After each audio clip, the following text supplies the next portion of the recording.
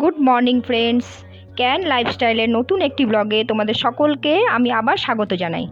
বন্ধুরা, আমার ব্লগগুলো কেমন লাগছে তোমরা অবশ্যই জানিও, আর সঙ্গে লাইক, কমেন্ট, শেয়ার এবং সাবস্ক্রাইব করতে ভুলো না যেন।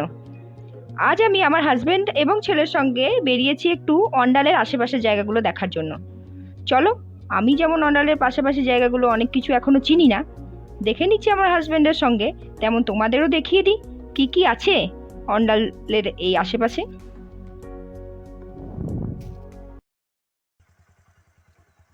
বেড়াতে অনেক দূর, দেখা যাক অনেক দূর কোথায় নিয়ে যাচ্ছে আমাদের। ও এইটা, এটা দিয়ে কাজরা ওই সেই থানার অপর দিক থেকে ওঠা যাবে নাকি?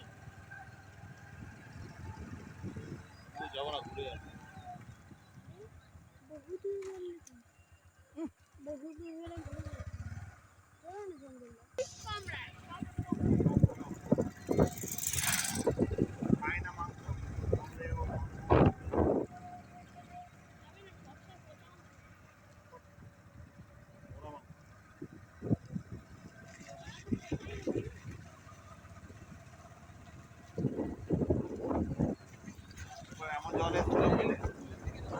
তখন এটা আবার ভর্তি হয়ে যায়।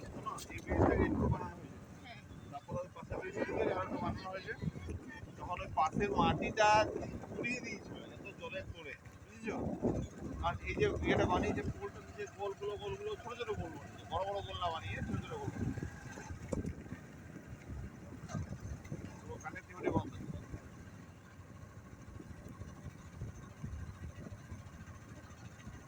স্কুলটা তো মনে হয় রানিং নয়, ফাঁকা, আর জানলা টালা নেই।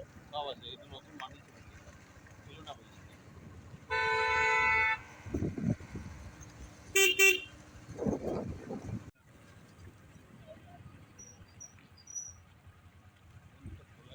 এটা মন্দির, হ্যাঁ?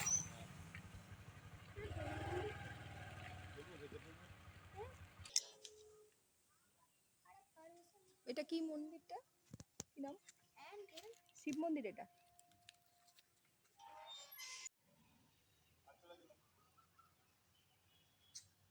এই দেখো,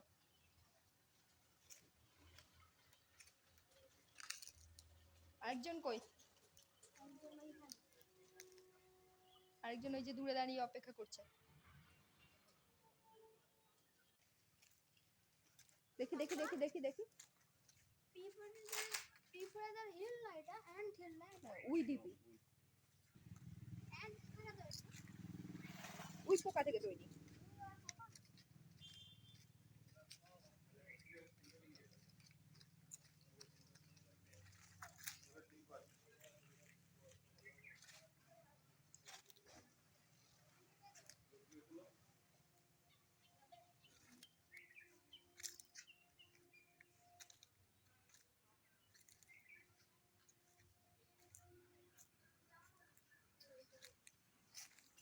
দেখো এখানে পরপর কিছু মূর্তি রয়েছে, রাধা কৃষ্ণ, এটা নরসিংহ, লক্ষ্মী হবে, লক্ষ্মী। এটা হলো শিব অন্নপূর্ণা,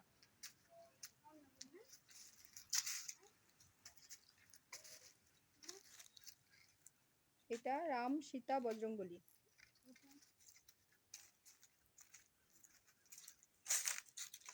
এটা হলো লক্ষ্মী নারায়ণ,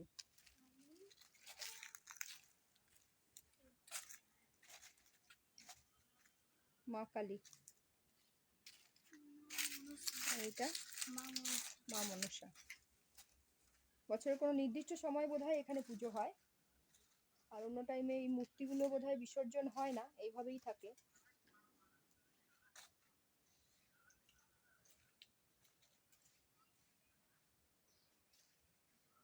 জায়গাটা একদম ছিমছাম,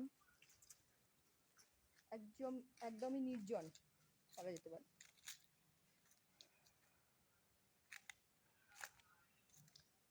এটা বোধহয় শিব মন্দির।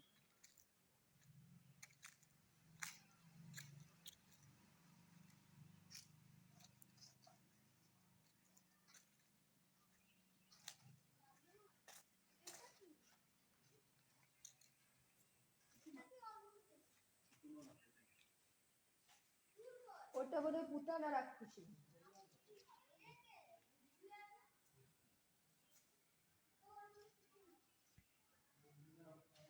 এই যে বাবার লিঙ্গ।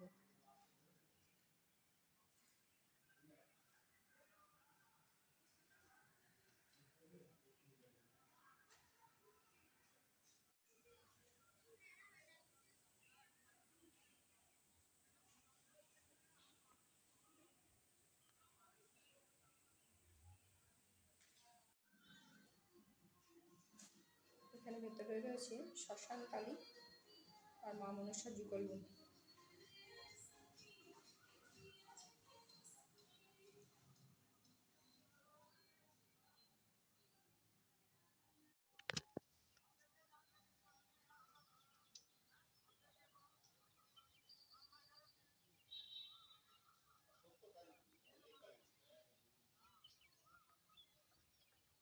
এগুলো অনেকগুলো উনুন করা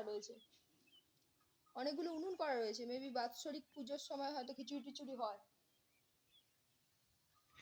তাহলে চলো বন্ধুরা, আজকের ব্লগটা এখানেই শেষ করছি। আজকের মতো তাহলে টাটা।